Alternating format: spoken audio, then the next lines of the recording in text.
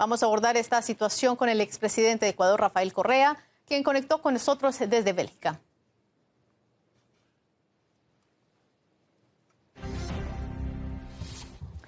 Buenas noches, expresidente Correa. Empecemos hablando cómo Ecuador ha llegado a este punto de la crisis de seguridad máxima. 7 años de destrucción, de odio, de errores acumulados, de desaparición del Estado de Derecho por la persecución política, y hoy lloramos lágrimas de sangre. Sembraron vientos para cosechar tempestades. Esto no es fortuito, ¿no?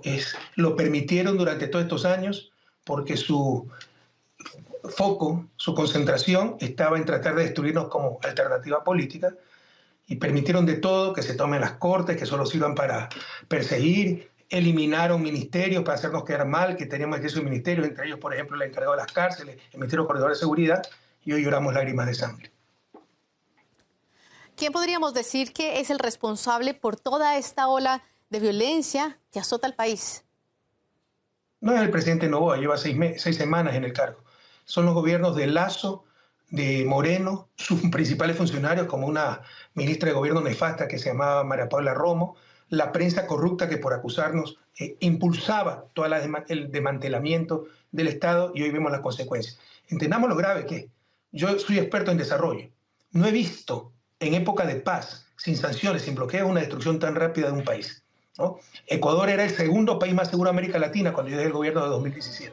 Hoy somos los 5 más violentos del mundo, y tenemos en estos momentos que el crimen organizado le ha declarado una guerra abierta al Estado. Eso era impensable, inimaginable en el 2017. No he visto un proceso tan rápido de destrucción en época de paz como el caso ecuatoriano. ¿Qué podemos decir o qué podríamos pensar que están buscando en este momento estos delincuentes con esta jornada tan intensa que se está viviendo hoy allí en Ecuador? Seguir controlando el país.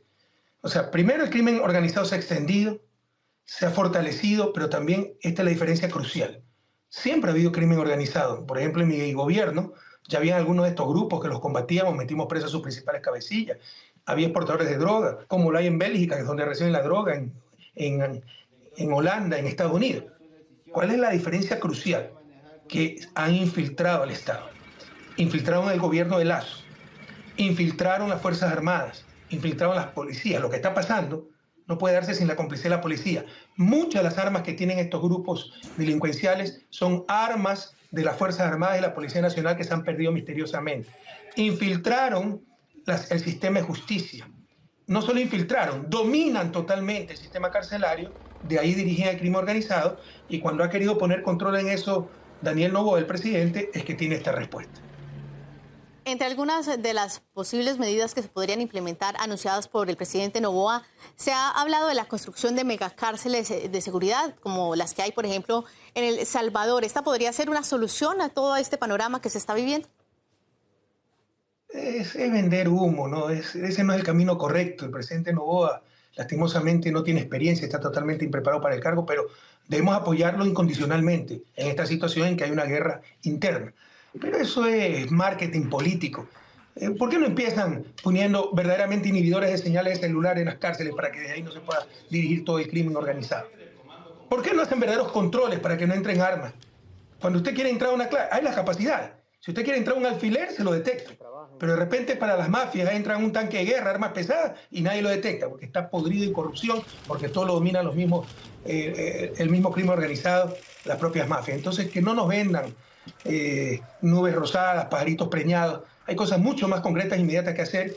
Esto para las cárceles, pero en estos momentos es tener a las Fuerzas Armadas en las calles, toda la Policía Nacional. Por ejemplo, otro de los errores cometidos: miles de policías volvieron a puestos burocráticos, lo cual yo había suprimido, por ejemplo, migración, etcétera.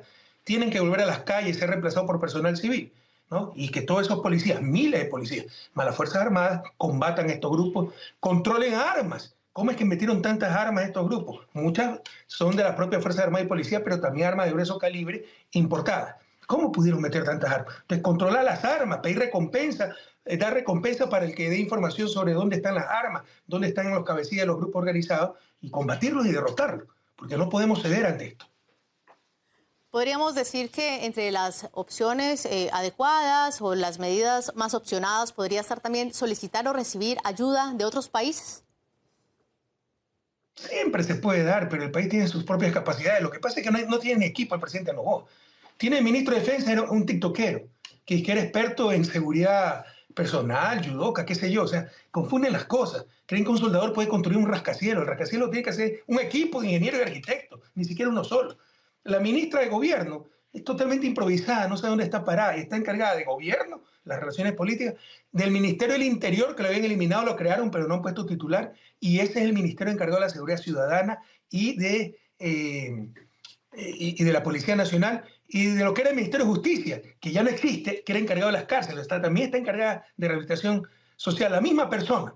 Es decir, tres sectores críticos y ni siquiera sabe dónde está parada. Entonces, lo primero que tiene que hacer Noboa es rodearse de gente competente. Le hemos ofrecido todo nuestro apoyo para, con un equipo capaz, dispuesto a dar la vida por el país, combatir al crimen organizado y vencer en esta guerra que han declarado. Ya nos mencionaba usted algunas de las posibles medidas que se podrían implementar. Por supuesto, usted tiene un amplio conocimiento del funcionamiento del país, pero ¿cuál sería entonces la esperanza que se podría implementar, o las medidas mejor que se podrían implementar para conservar la esperanza y la seguridad y el orden en el país? Mire, le repito, tenemos algo urgente. Cuando usted tiene algo urgente, un incendio, no está pensando cómo organizar el cuerpo de bomberos. Eso lo hace después. Tiene que controlar el incendio. Tenemos una guerra interna. El crimen organizado le ha declarado la guerra al Estado. Y el Estado debe responder con toda su fuerza legítima. Fuerzas Armadas a las calles, Policía Nacional a las calles, policías que están en puestos burocráticos a las calles, ¿no? De manera inteligente, con todo el apoyo, con todo el equipo, y derrotar a estos grupos criminales, ¿no? Luego de eso, sí podemos buscar las soluciones a largo plazo, que son muchas y que ya se conocen, porque es lo que hicimos exitosamente el 2007 al 2017, cuando, le insisto, sin bases extranjeras, sin ayuda de otros países, dejamos al país, a Ecuador, como el segundo país más seguro de América Latina. Hoy estamos entre los 5 más inseguros de todo el mundo. Una jornada bastante tensa y preocupante. Gracias por su tiempo, expresidente, y por su análisis.